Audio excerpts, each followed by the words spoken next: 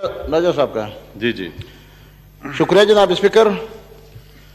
जनाब स्पीकर, आज जो हाउस में दाखिल हो गए और तमाम मेंबरों के सारी सीटें इधर उधर हो गई हैं, तो जनाब स्पीकर हम तमाम मेंबरान असम्बली इधर जब आते हैं तो कि आइन और कानून के तहत इधर बैठे हैं, ना एक दूसरे पे किसी का भी फैसले का तसल्लुत का कोई वो नहीं होता है। लेकिन जनाब स्पीकर वहाँ उस दिन जनाब स्पीकर साहब के सरबराही में आप भी वहाँ तशरीफ़ रखते थे, तो वहाँ एक पार्लिमानी मेंबरों का लीडरों का इजलास था।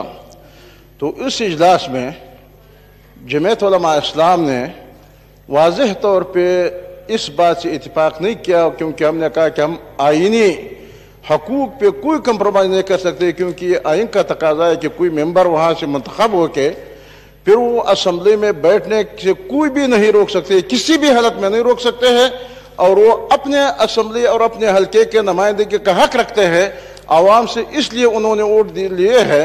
और जनाब स्पीकर और बात यह है कि यहाँ इस हाउस से भी अगर हम इनको महरूम कर लें तो फिर वहाँ पाकिस्तान के अंदर मुझे बताया कि किधर वो अपने हल्के के लिए, अपने आवाम के लिए, पाकिस्तान के लिए, बाइस्को आवाम के लिए किधर वो आवाज़ उठाएंगे।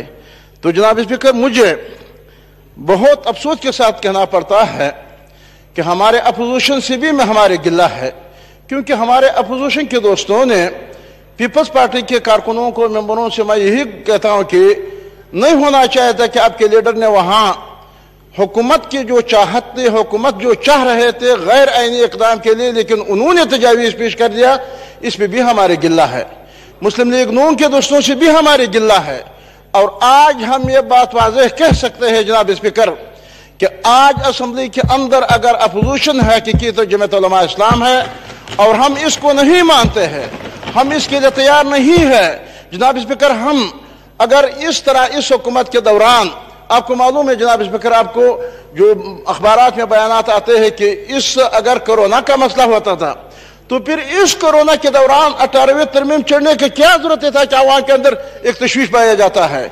अगर ये कोरोना का मसला था तो एनएफसी के मसले को चढ़ने की क्या जरूरत है कि वो इधर होते थे। और इसी तरह ये जो अभी स्टील मिल की मुलाजमीन वगैरह, तो मैं समझता हूँ इस बजट को और बजट इजलास में हर मेंबर हक रखते हैं। तो मेरे मुस्लिम लीग नून के दोस्तों से भी यही गुजारिश है, अपने लीडरों से हट के अपना हक इस्तेमाल करके लीडर अगर जाकर के आपको इस हक से भी महरूम कर लेते हैं। पीपल्स पार्टी के दोस्तों से मेरी यही गुजारिश है। लेकिन हम जमीयत उलमा इस्लाम हम इधर आएंगे, अपने सीटें मांगेंगे, हमारे लिए बंदोबस्त कर ले। हम एक भी मेंबर को वहां नहीं रोक सकते और न रोकना चाहते हैं। हमने आवाम के लिए, आवाम की खिदमत के लिए, आवाम की नुमाइंदगी के लिए आवाम से वोट हासिल किए हैं।